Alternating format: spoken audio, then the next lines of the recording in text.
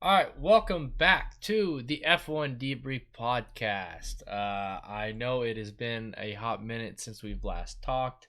I honestly can't even remember the last Grand Prix we talked about, but I know it was somewhere in 2023, quite a while ago. Decided to revamp the podcast. I'm hoping to stick with it. Um, and also flying solo today.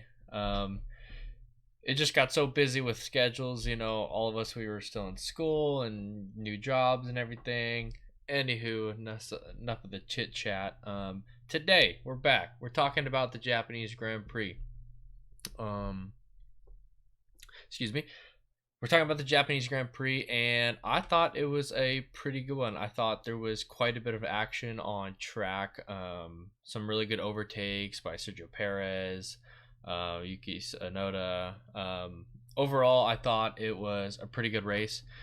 Bar the Red Bulls. I think if you take Max Verstappen, maybe even Checo Perez out of it, you've got a closer grid. The regulations are tightening it up, closer battles, more overtaking. I think it's also hard with the cars being so fat and big.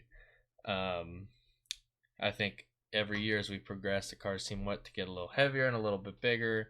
But anywho, I thought overall the Grand Prix was pretty good. Some notable points we're going to hit on today: the racing incident between Ricardo and Albon. Talking about some of the starts from Tsunoda and Max. More problems with Kick Sauber. Hamilton swapping the positions. The Mercedes strategy, was it good? Was it bad? Did they hit their marks? More Logan Sargent pain. That one's tough. Um, Fernando's kind of cheeky moves about giving Piastri DRS, try to help him. And more heartache for Williams and parts coming down the factory. So a little bit of talk about here. Thanks for joining in. Trying to be posting every weekend when there's a Grand Prix. Maybe be posting qualifying, practice, just different, you know, uh, information when it comes up on F1. Gonna hopefully be talking about it and sticking with the podcast. So appreciate everyone tuning in. Will be posted everywhere on YouTube, Spotify, Apple, all that good stuff. Hopefully the day after the races. So let's get started. First thing to talk about: the racing incident between Daniel Ricciardo and Alex Albon. I'm not gonna lie, this one hurt. I am a Ricciardo fan, and who isn't a Ricciardo fan? Um, Watching the qualifying, seeing him qualify 11th, I was like, okay, it's better than before. I think he's improved a little bit. Granted, he's still not at the marks where people think he should be and where I think he should be. I think if you look at Daniel Ricciardo and Yuki Tsunoda, you would think Daniel would be surpassing Yuki and be in front of Yuki. But again, not to take away from Yuki's performance. Yuki's been killing it. He's been, outperformed Daniel all these races, qualifying in front of him, and he's producing, I think, good race results. He's getting there. It doesn't seem like RB is the fastest in the midfield. They're up there, especially above, I think Haas and Alpine for sure, and Kick Sauber. But I think they're doing good. So seeing Ricardo the first lap crash out, I was watching the race. I watched it the day after. I'm in California, so it was a late race Saturday night. So I watched it Sunday morning. Got up early to watch it, and I was watching it, and just I saw, you hear Crofty, and 2 seconds, whatever, second turn goes by, and I saw two blue cars, because the what is it, the RB? I'll call it the RB. The RB has a little bit of blue on it, but I saw it was one RB and I saw it was a Williams, and I couldn't tell because both Yuki and Daniel were so close together. So I was like, I'm not gonna lie, I was hoping it was Yuki. But even at his home Grand Prix, which I know is kind of cynical, but it was Daniel, and I was devastated, man. I was heartbroken. I'm really pushing for him to get a good race in, and I think unfortunately, I don't know. I don't want to rule him out yet. There's still a long season, but also knowing how Red Bull works, there's a good chance he could be out.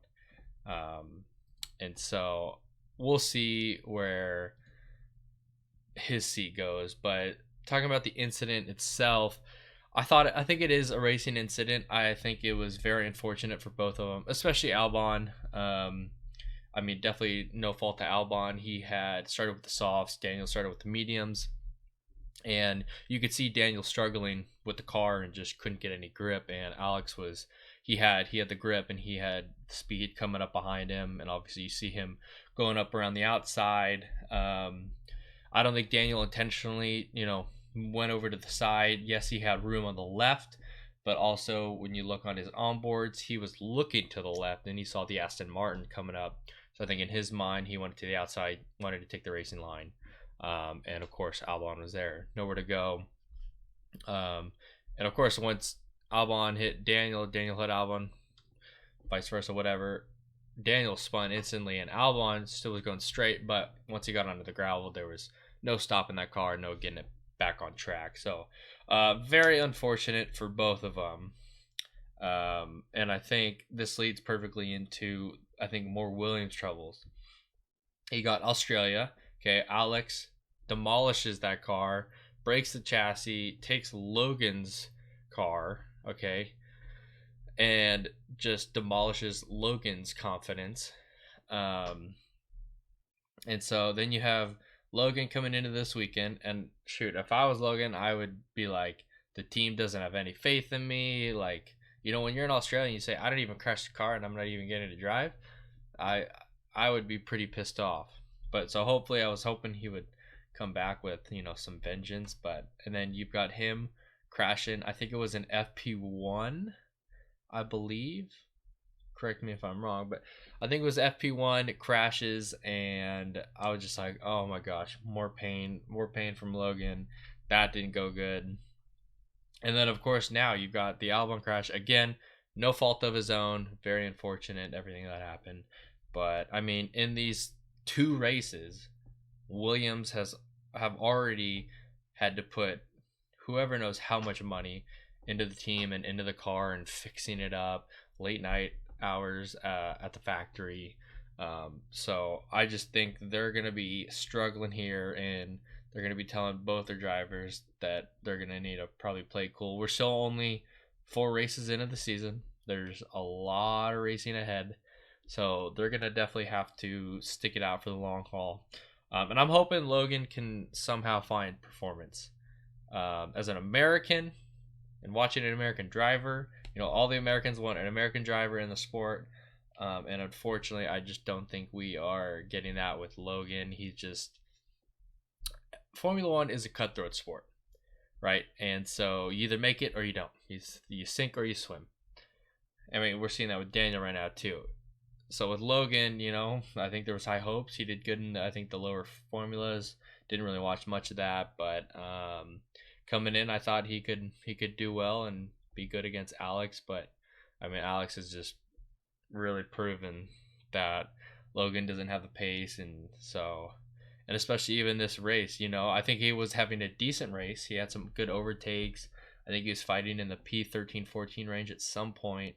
And then of course he went over a bump, and I think he locked up and went right onto the gravel. I mean, thank God that he didn't crash the car, that he didn't even hit the barriers. Luckily, he was able to stop beforehand. I think if he crashed the car on top of what happened to Albon, it would have been just devastating and a real big blow to Williams. So, I mean, I'm hoping he can find some performance in these next races. I think we're going to China. I have no clue where we're going next. But wherever we're going next, I'm hoping, he can find something. If not, I think he's gone. I think for sure he's gone. I know there's some good drivers coming up in the F2 market that are looking to get a seat. And same thing with Daniel. I think if Daniel doesn't improve, I mean, we saw Liam Lawson replace him last year once he broke his wrist, and Liam did great. Everyone loves Liam, so he's new young talent, and Daniel's on the up and out. So if Daniel doesn't find performance and some speed, and I think even if he finds performance and he's not beating Yuki, I think he's out. I think he's got to be beating Yuki and showing that he can race. and he still has what he had in the Red Bull days. If not, I think Liam comes straight in and takes that seat. So moving on to the next one, I think we saw some more problems with Kick Sauer, the green cars. Obviously, Joe had some problems early on. I think he pitted like 2 times within the first few laps, and I just kept seeing him in the pits. Wasn't moving, and then the camera panned, and I saw his car getting turned back. I think he said he had an oil problem at the end of the race. Something that they need to look into. And again, with the pit stops, I mean, still they got it down to 4 seconds, which is a huge improvement to last race, which I think there's one that was like 16 problems. And these problems just keep following Valtteri around from freaking Monaco when he couldn't get the wheel nut off. So I feel bad because I think Valtteri had a good, maybe a slight chance at points today. I'm not gonna say good chance, but he seemed to be running good. He seemed to be running good in qualifying, I thought. He did pretty decent, and in the race, he seemed like he was making up some spots. So I think it's very unfortunate that we didn't really get to see, I think, what he had. I think there were some problems too with him, and the pit stops. Like I said, the slower stops. Like all those cars at the end of the last stint, when they had to come in for the last tire change. I know his stop was slower, and he dropped back 2 cars. He dropped back behind, I think, Kevin Magnussen. And kind of just had to hold it out there. So unfortunate, couldn't get to see more out of him.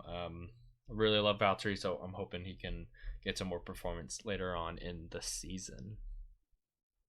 I thought it was, switching over to Mercedes, I thought it was a big shock when I heard Lewis come onto the radio and ask if they should swap positions.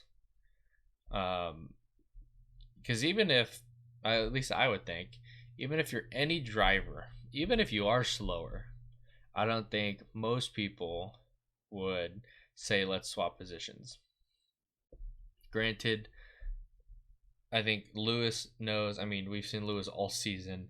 I feel like I haven't seen Lewis like this in a while, where he's so down, and like every time after the post race interview, he's talking about the car. He's just like, it's not good, man, and it's just he's not feeling it with the car. So I think maybe his mindset is switching more towards team goals, which is great, and you need to think about the team. He is also thinking even in the future, I'm with Ferrari, so maybe not caring as much. But I thought it was shocking to hear that. I thought he would still want to at least try. And then I watched the post race interview with him after, and he claims that he got some damage, which I didn't see from Charles, a bump with Charles in the first stint somewhere. And he said that the car was just super understeering, and he could not turn the car whatsoever. And that's when he said he decided to see if they wanted to swap cars, because on the times too, watching on the TV, watching the times, George was faster. And obviously George passed Piastri at the end for a whole different reason. But so I thought it was just shocking that he mentioned that. But he's on the up and out at Mercedes. I'm hoping they can, they can come back and start fighting. I think they are the fourth to fifth fastest car. I mean, Alonso's putting in good times, Stroll's not. So I'd call them fourth, right? You've got Red Bull, then I think Ferrari, McLaren, Mercedes, and then Aston. So we'll see. Maybe, I know they have, I think, a few upgrades coming in the future here. So hopefully they can do some with that and get back into the tops. I also thought, looking at their tire strategy, they were going for the one stop at first, which seemed to be working well. I thought, once they switched over to the hards, they were in, I think, 5th and 6th position, but they still had quite a bit of race to go. And so I think as they just progressed at the race, they saw that the one stop wasn't going to work. And so that's when they saw the cars were going to come. They saw the cars that were going to pass them, and they had a huge gap between them and Hulkenberg. I think it was like 50 seconds, or it was Tsunoda, I think. And so they could still pit, and they were still going to be able to be in the points. So they put not, I don't call it a gamble, but put George on the medium tires, and I think it was a great move by them because in the end you had George being able to pass Piastri, which brings me on to Fernando Alonso. At the very end, when you had the final 3 laps, you could see Fernando Alonso was pulling ahead of Piastri, not giving him the DRS, which were I think he was nervous about George being on the fresher tires, passing Piastri. You had Fernando trying to give Oscar DRS. He was braking just a little bit in order the detection zone to give Oscar the DRS. That way he could get in front of Russell and maintain that gap from allowing Russell to pass him and potentially pass Alonso. And then at the final lap, you see Oscar brake a little too late and go a little wide, and or the final turn before the last lap, you see him brake a little too late and just go a little wide, and it just slowed him down just enough for Russell to get that much closer to him. And with the DRS, he was able to pass him and able to take home 7th place. So I thought that was great racing from Russell. He almost tried it on the inside on lap 52. So that was great to see. Unfortunate for Oscar, I think he could have held out for P7. Just that one mistake. He's still young and learning, but I think great racing from both of them. Great and clean racing. And yeah, Hamilton coming out 9th. Mercedes seem to be struggling a lot right now. Hopefully they'll come back and find it, but we'll see. All right, the final positions for the Japanese Grand Prix race result was P1 Max Verstappen, followed by Sergio Perez. Then you have Carlos Sainz, which again I thought Carlos Sainz was doing great. He's been doing great for Ferrari. And then followed by him, P4 Charles Leclerc also had a great race coming from P7, made up a lot of positions. Lando Norris, Fernando Alonso, George Russell, Oscar Piastri, Lewis Hamilton, and following 10th Yuki Tsunoda, which good on him, man. He had a good race, was able to finally get a point in his home Grand Prix, which I know is the first points by a Japanese driver in the Japanese Grand Prix since Kobayasaki. I'm definitely pronouncing that wrong, but you guys know who I'm talking about. So good race by him. Happy to see him get the points. Not sure much more he could have done. And then you've got Nico Hulkenberg, P11, Lance Stroll, Kevin Magnussen, Valtteri Bottas, Esteban Ocon, Pierre Gasly, Logan Sargent to finish in last in P17. Then you have the people that did not finish: Zhou Guanyu, Daniel Ricciardo, and Alexander Albon. So that does it for the Japanese Grand Prix. I know this one was a little bit of a shorter one. Kind of trying to get my footing again back in this and being able to not make them so long. Again, I'm solo right now. I would love to have somebody else come on. I think it's a lot better to talk with someone and kind of bounce ideas off each other, but definitely just trying to stick with this. I enjoyed doing this. I enjoyed talking about it. Enjoy sharing it with people. So if you are listening, much appreciated. Share it with everyone, and stay tuned for more. Want to be releasing more episodes. Follow the Instagram at the F1 Debrief Pod. We'll be posting stuff on there. So appreciate the listen, and we will see you guys in the next one.